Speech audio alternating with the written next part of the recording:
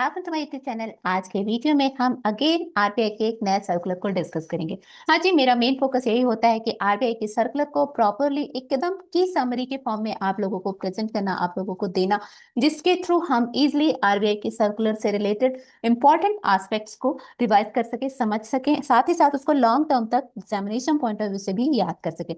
RBI different different guidelines time to time देती रहती है थ्रू द सर्कुलर, नोटिफिकेशन या डायरेक्शंस। हमको क्या करना होता है कि उन सारे सर्कुलर, नोटिफिकेशंस और डायरेक्शंस को रेगुलर स्टडी करना होता है, जिससे जितने भी फाइनेंशियल सेक्टर से रिलेटेड अगर कोई भी हमको डाउट है, कोई भी क्वेश्चन या कोई भी कॉम्प्लिकेशन थे, तो naturally RBI is the final and one and only solution. RBI ने जो भी उस पर्टिकुलर एस्पेक्ट से रिलेटेड बताया या दिया है, उसी को हम फाइनल मानते हैं। तो चलिए फटाफट से देखते हैं आज हम कौन से आरबीआई के सर्कुलर को डिस्कस करने जा रहे हैं। उसके बाद मैं उन सर्कुलर के सारे की सारे इंपॉर्टेंट पॉइंट्स को भी बताऊंगी, साथ ही साथ उस पर्टिकुलर सर्कुलर से रिलेटेड आपको इंपॉर्टेंट क्वेश्चंस भी बताऊंगी, जो कि हर एक फाइनेंशियल और बैंकिंग सेक्टर के एग्जामिनेशन के पॉइंट ऑफ व्यू से इंपॉर्टेंट होगा। तो हम बिना लेट किए हुए फटाफट से चलते हैं अपने आरबीआई के सर्कुलर पे।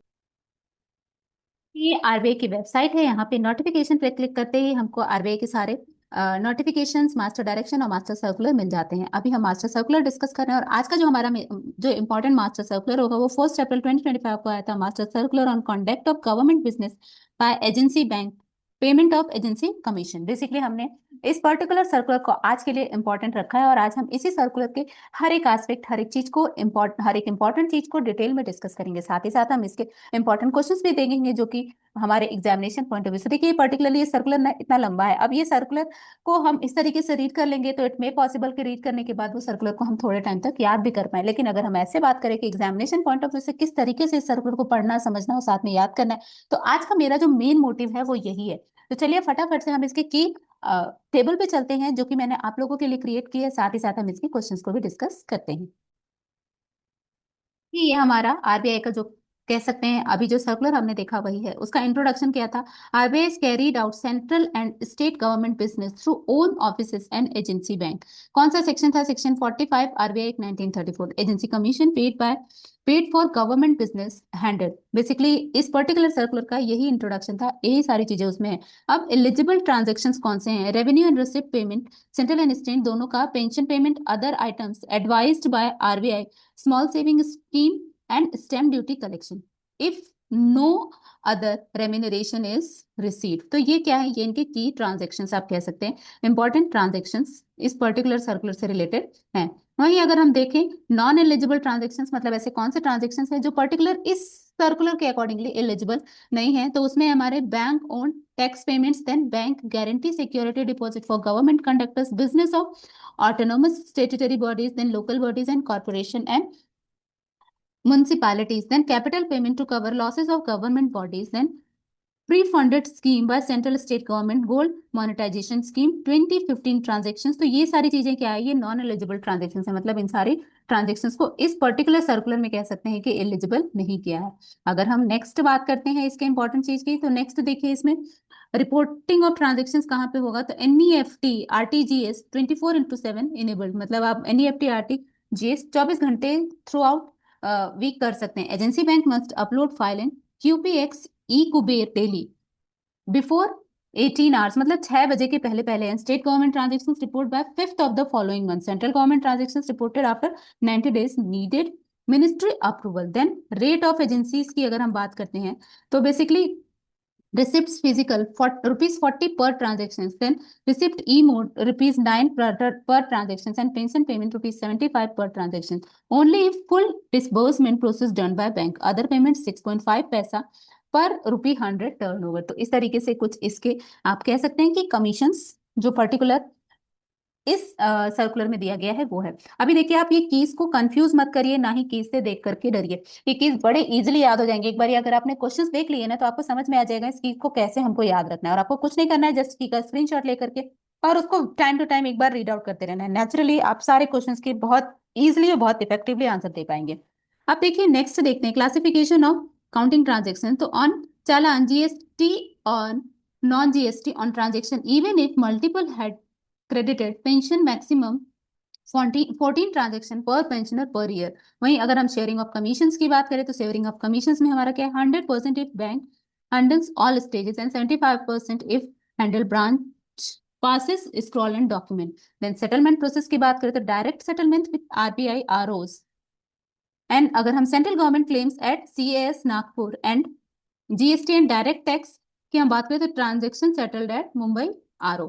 वहीं अगर हम क्लेमिंग एजेंसी की बात करें तो submit claim in prescribed format with GST detail internal concurrent and statutory audit must be certified claim GST at the rate 18% payable along with the commissions. ठीक है, तो ये आपको और टाइम पीरियड कितना दिया हुआ है, 60 डेज का दिया हुआ है. चलिए आगे देखते हैं, आगे इसमें और क्या क्या इंपॉर्टेंट चीजें हैं. और एक कुछ 2-3 इंपॉर्टेंट चीजें हैं जो इसमें कंसिडर की गई हैं. उसमें हमारा फर्स्ट क्या है, सर्विस टैक्स और GST. इसके लिए up to June 30, 2019 separate centralised claim for ST and GST reimbursement. From July 1 GST paid along with agency commission by RBI. And then penal interest for wrong claim के लिए penal interest bank rate plus 2% on wrong claim settle. जितना भी wrong claim का settlement हुआ है उसका 2% आएगा. Clear है. अब चलिए फटाफट से बिना लेट किए हुए हम इसके MCQs देख लेते हैं जो कि इस पर्टिकुलर सर्कुलर से रिलेटेड है और जो कि हमारे एग्जाम्स में आ सकते हैं. अब आपने जस्ट की को माइंड में रखना है और फटाफट से क्वेश्चन देखना है. अब देखिए उस की को जस्ट एक बार रीड आउट करने के बाद हम इन क्वेश्चंस को ऑप्शन देखेंगे तो अपने आप से हमको आंसर याद आ जाएगा. सबसे पहले क्या है, which section of RBI act 1934 empower RBI to appoint agency bank for conducting government business. तो हमने सबसे पहली लाइन देखी थी ना, सेक्शन 45. क्लियर है, कोई डाउट नहीं है इसमें.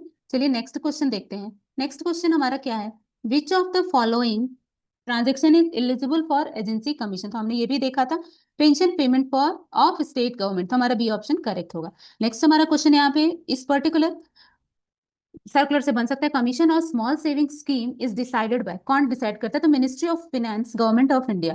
कौन डिसाइड करता है, हमारा ministry of finance government of India. Clear है. नेक्स्ट क्वेश्चन देखते हैं, which of the following is not eligible. हमने eligible and not eligible commission particularly 2 अलग अलग सेक्शन बना रखे थे जिससे कि किसी भी तरीके का कोई भी कंफ्यूजन ना हो. तो देखिए नॉट एलिजिबल में हमने क्या देखा था, कौन कौन एलिजिबल नहीं है. गोल्ड मोनेटाइजेशन स्कीम 2015 ट्रांजेक्शन जो है वो एलिजिबल नहीं थे. तो ये हमारा होगा ऑप्शन बी. क्लियर है. चलिए नेक्स्ट क्वेश्चन देखते हैं. देखिए सारे क्वेश्चंस आपको की से ही मिलेंगे. Maximum number of pension payment transaction eligible for commission पर पेंशनर पर ईयर. ये भी हमने देखा ना, 14 हमारा आंसर था. तो this is also there in our key. Then next question हमारा बन सकता है, agency commission for recipient physical mode is payable at. किस पे था, ₹40 पर ट्रांजेक्शन. अगर फिजिकल मोड में है तो ₹40. हमने सब तरीके के इसको देख रखे हैं, तो हमको इसमें से कोई भी क्वेश्चन आते हैं तो हम अपने की के थ्रू बहुत इजीली आंसर कर सकते हैं.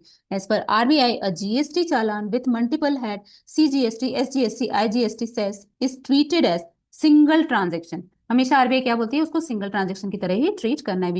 विच office of RBI settle agency commission claim for GST direct tax transaction. तो RBI मुंबई. डायरेक्ट टैक्स और GST के लिए RBI Mumbai RO direct deal करेगी. Then time limit for agency bank to load launch agency commission claim with RBI after the quarter ends. तो कितना है हमारा, 60 days है. 60 डेज के बाद करना है. Then penal interest on wrong claim. Wrong claim के लिए हमने देखा था क्या, बैंक रेट प्लस 2%. ये भी हमने की में क्वेश्चन डाल रखा था. Then commission sharing ratio between 2 banks if work is shared is 75:25. Then next हमारा क्वेश्चन बन सकता है, which of the following activities are considered not eligible for agency commission.